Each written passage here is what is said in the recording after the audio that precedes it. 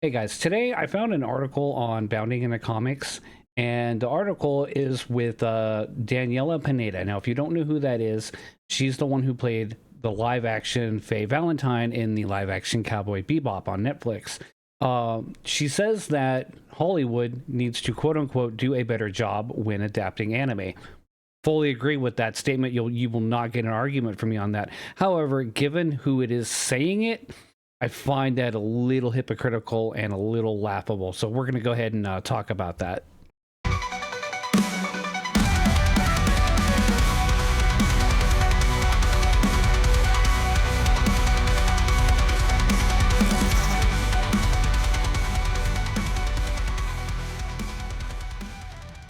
All right, so here's the article that I have pulled up, and I kind of already said what it's about.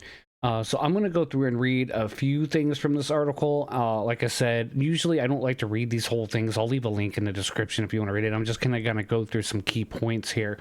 And so it starts off where she's saying, speaking from firsthand experiences, Netflix's live-action Cowboy Bebop star Daniella Pineda believes that Hollywood needs to start treating the popular anime IPs they've become so obsessed in adapting with the proper respect. And that's not just the source material, but also its fans deserve.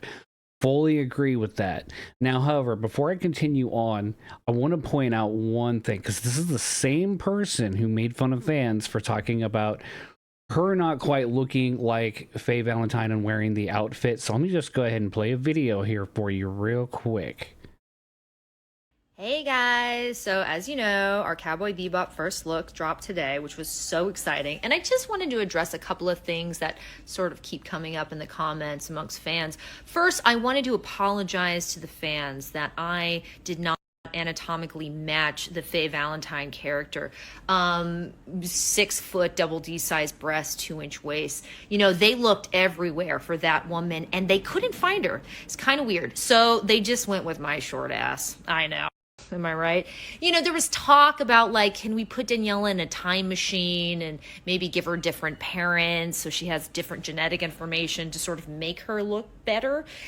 It proved to be too complicated. And the other thing I wanted to bring up was I want to apologize that the outfit I'm wearing is not exactly what she wears in the anime. You know, we tried. But doing stunts in tissue paper, things disappear, they rip. Sometimes it just got lost. Anyway, like I was saying, that original costume, they made a couple of them, but like I said, they got sort of slurped up in my various crevices, never to be retrieved again. So we needed to really build something that could withstand the test of time. So just, you know.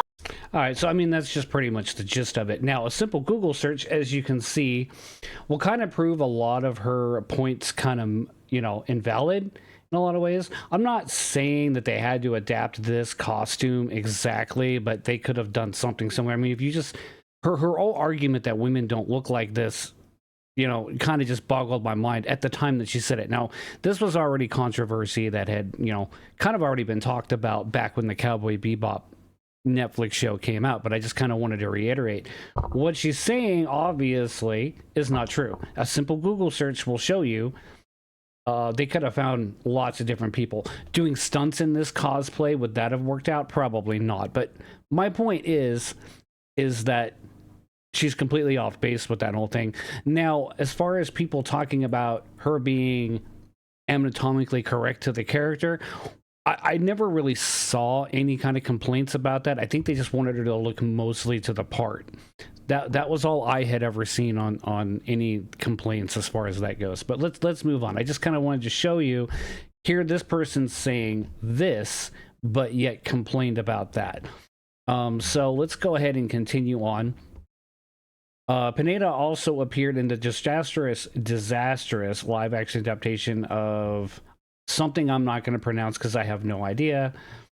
Work as its version of Faye Valentine, offered her thoughts on the American film industry's ongoing ignorance as to the heart of what makes various anime so beloved to their given fan bases. So let me tell you what it is, right? I'm just going to be straight up honest. It's anime. I personally do not believe we even need these live action remakes. Japan tries to do them all the time, and from what I can see, like they do better jobs than what we here in the West us trying to do. I think my jaded outlook on live action adaptations, especially when it comes to anime, started with Death Note.